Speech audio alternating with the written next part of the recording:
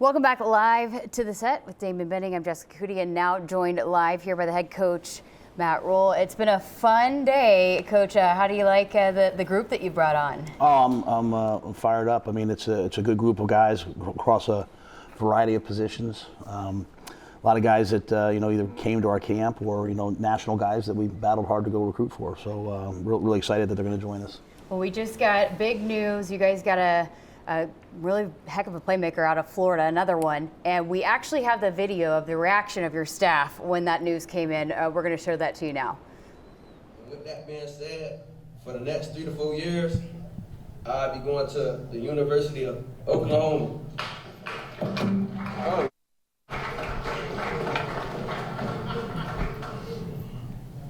OU, you're going to OU.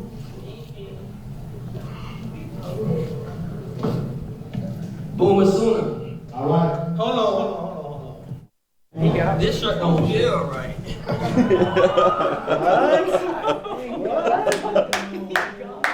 Let's go. I've never seen one like this. This is original. He went all the way there with This is original. God dang it. Let's go. He's the worst. The crib, man. The crib. Go get red. Big Cortez pulling a fast one. He's a jokester, but in all reality, how big is that one to get Cortez? Well, his talent you can see, but I think it's also his personality, his mindset. He's infectious. He's a guy we spend a lot of time on. And as you go through this process, obviously you're recruiting great players, but you're looking for great people and guys you want in the building. And I think Cortez, he checks all those boxes, man. It's interesting. One of the reoccurring themes that we kept talking about with all these guys is competitiveness. You are really, it seems to be focusing on highly competitive guys. I know you always want them, but it seemed intentional. Yeah, I think in today's world, today's day and age, today's Big Ten, I've always been a guy that loves traits, loves big, fast, strong, and we're always going to continue to search for that. I think the thing that we've done is we've put that competitive streak in there. You watch the Big Ten this year, even the teams that, playing the championship game, they won games by 2 points, 3 points, you have to have guys that, man, come down the stretch and they want to make the play. They don't want the game to be a blowout. They want a chance to go show what they can do. And so whether that's individually every day at practice or, collectively in the games, finding guys with that is the same to me as guys who can run fast. One of the first things you guys said when you got here is that you were going to lock up the state of Nebraska and another recruiting class, that you got the top recruit in this state and the top talent in this state. How excited are you about this group of homegrown Huskers? Well, I think it's really hit me the last couple of days. We've had some tough days in terms of, having to go from 150 down to 105, and talking to a couple kids, maybe their future isn't on the field here, and how many of them have said, like, Coach, I'm a Husker, like, I don't care what my role is. I think that that really means something to me. I think that means something to us. And so to find guys with the talent of the guys that we've gotten, who can help us on the field, but to whom going out and representing their state means just a little bit more, I think that's important. It's what we've always wanted to do. It's what Coach Osborne told me to do when I took the job, and it makes sense. And so we're grateful that they've decided to come.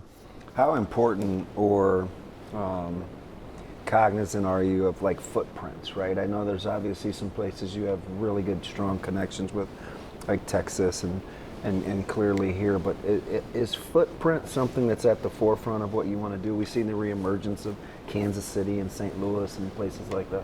Yeah, I think we recognized pretty early on, Damon, that like if we want to be great, we have to do a good job in Kansas City and St. Louis. There's great football there. There's great players there. We looked at guys leaving college and going to the NFL, and how many guys are coming out of South Dakota, North Dakota State. So we've really kind of tried to isolate and look there and find guys. With us probably going to play in California every year, we've looked in California a little bit. Yeah, more. Yeah. And then that's historical. And then obviously Florida and Texas have always meant a lot to us. So we'll go anywhere for any player, but I think having just a consistent book of business in those areas is important.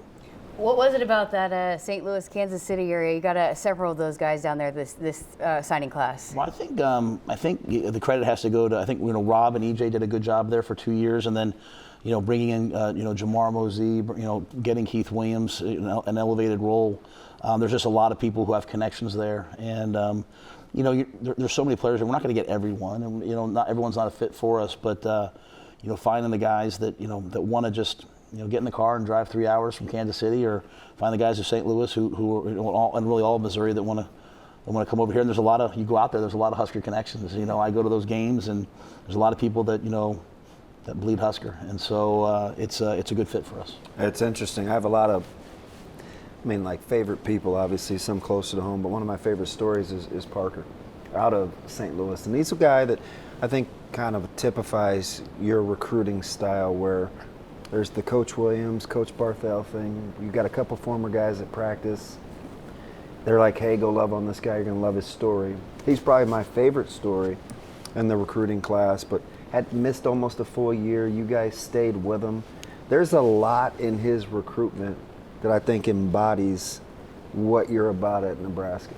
Yeah, to your point, when you think about who he is and his character, we're a tough, hardworking program, and we need guys who have grit. We need guys who can persevere. We need guys who can not only overcome but also embrace adversity. And he's been through a lot, and yet he still gets it done in the classroom. He still gets it done in the community. He still gets it done on the football field, and previously he got it done in track. So he fits the traits we want, but he's also got the mindset that we want, and I'm anxious to get him here. I think once he gets here, we're going to have a great fit.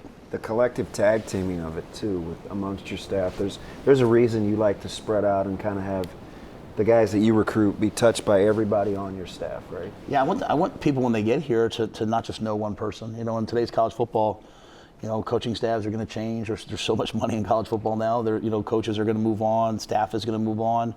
And, the worst thing is you get recruited by one person, that person leaves, and you're sitting here and you have no connections. And so whether it's Corey and his staff, whether it's Kristen and her staff, whether it's Gus and his staff, whether it's, Dr. Elza and her staff, or the coaches or the recruiting staff, we want them to have a bunch of touch points when they get here so that they're connected and the families know who they can reach out to. To that point too, almost every recruit that I talked to, they brought up you and their relationship with you, and even Tanner Turch just said you're the coolest guy he's ever met. Building those relationships, how important is that too as a head coach to actually really build those bonds with these guys that are coming into play for you? Yeah, at the end of the day, my role is very simple. It's to sort of set the vision of what this place stands for and what it means, and. When we sometimes have people here who aren't about that, then I have to do my best to try to connect with them and help them get it, whether it's staff or player. And then eventually, if it's not right, then they move on. And so, in the recruiting process, getting to know those guys and letting them know what we want to be about, I think is really important. I think, moving forward for me with this team, I think that's the number one thing I have to do probably even a better job of, is just reminding everyone of what we stand for and who we want to be. And, sometimes you get into it, you get into the season, you start listening to everything, and it's like, this is who we are. And but I like recruiting. I like getting to know the players. I like getting to know the families. I like seeing, people at 18, 19, make a decision that can hopefully positively affect the rest of their lives. And, we believe that the guys who come here and who buy into it, their lives are going to be better. You've done such a good job from the high school standpoint in terms of recruiting your first couple of years here, and you've been very direct about how you want to build this program. Is that, you think you're going to end up being unique? Are you finding yourself evolving because this thing is supplemented by high school guys? Yeah. You have to remember when we first got here, there was like a one transfer rule, and so it was like, okay, well, we're going to get high school players, and then now it's unlimited transfers, and so I think we the best programs, the best people, they adapt as things change. To me, there's still a greater mission. There's just still I know a lot of people don't believe it anymore. It's still an educational mission. It's still a developmental mission, and so we will always recruit high school players. I want to always have walk-ons. I always want to have guys who come here for the love of the game. But the rules change, things change, and so we have to adapt. But at the core, like our ethos will always be, recruiting high school players. And I still think when you look at the best teams in the country, they recruit high school players, and then they supplement them with some guys in the portal. When they have a need. Sometimes it's not best for a guy to play too early. Maybe he's not ready. He needs a limited role. So we'll do the best we can with it. So when you have these guys that you're going to bring in and develop, and this bowl prep, and I know you guys had practice yesterday. How excited are you about that, and to be able to really work with some of these younger players? Well, I think within our own roster, it's an amazing opportunity, for our guys. We're unique in that the Ty Robinsons and the Nashes, they want to play in the bowl game. Most teams now, if they're not in the CFP, their seniors all leave and start getting ready for the draft, and it's really kind of like the first game of next year. So, we're prepping all of our young players, as if it's the first game of next year. Knowing that at some point those older guys will come back in, but we can also bring some of these mid-year signees into the bowl and have them, get acclimated to, hey, here's how we do things, here's what we believe, and here's how we practice. And they probably can't do everything, but they can do something. Mm-hmm. And so I think it's a great jump start. I can't explain what not being in a bowl game for how many years has probably done to the core foundation. Like even just getting out there yesterday and practicing and lifting today, like you wouldn't be allowed to have the guys lift today if you weren't in a bowl. And so that's 4 more weeks of strength training. That's 4 more weeks of speed development. That's 4 more weeks of coaching and reps. So it's important. It's interesting listening to you kind of go through the first time in a long time, whether it's, Big Red Wrap Up or hour shows or things like this. We're not used to scheduling things in December, right? So going through this process for the first time in a long time is refreshing, a sense of accomplishment. I'm not done yet. Like we're doing things late in December that we're not accustomed to doing. Well, I think it's double-headed, right? Like, we don't want to be 6-6. Right. We don't want to lose 5 games, in 2 minutes at the end of the game. But we're not going to apologize for beating a ranked CFP ranked team for the first time probably in a couple of years. We're not going to apologize for beating Wisconsin for the first time in 12. We're not going to apologize for being the first team to go to a bowl. I mean, on the way to greatness, there are these like stepping stones, and we've stepped on a couple of them this year. So we'd like to do more, and that now sets our vision for next year. Like, hey, we have to get this done. We have to get that done. We have to go undefeated at home. We have to start winning on the road more. But we're not going to sit here and not say like, wow, we're playing in December for the first time. That's pretty hard. That hasn't happened. I mean, it happened in a lot of other schools, but it hasn't happened here. So I'm proud of the guys for that. At the same time, like I think getting to the end of the year and all the stuff that happens, it's been happening in other schools, like the portal, coaching changes. Obviously, we've had some things happen. Like a lot of people are kind of freaked out, and I'm sitting here calm as could be. Like, this is what's supposed to happen. Yeah. You're supposed to have good players. Other schools are supposed to come try to get your players. You're supposed to go recruit at a high level. We're gonna be just fine. And so December's been a quiet month here for a couple of years, and it won't be quiet moving forward. Coach, closing things out, I just, again, we talked about the painters were on right before you got here, but just the innovation of your team and the murals. We were saying we wish we could have gotten a mural, but it's just a cool thing that they were able to do for this new class. How exciting is that for you to see that so many people are invested and bought in and want to do kind of push the envelope for your program?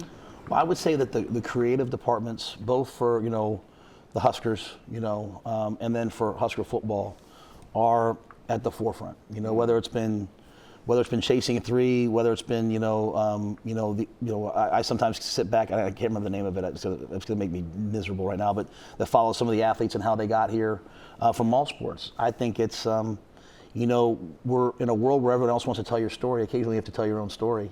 But I love the fact that we're on the cutting edge. I love the fact that last year our signing day stuff got a bunch of awards, and we'll get them again. I've got to meet the artists who did some of the stuff down, for today.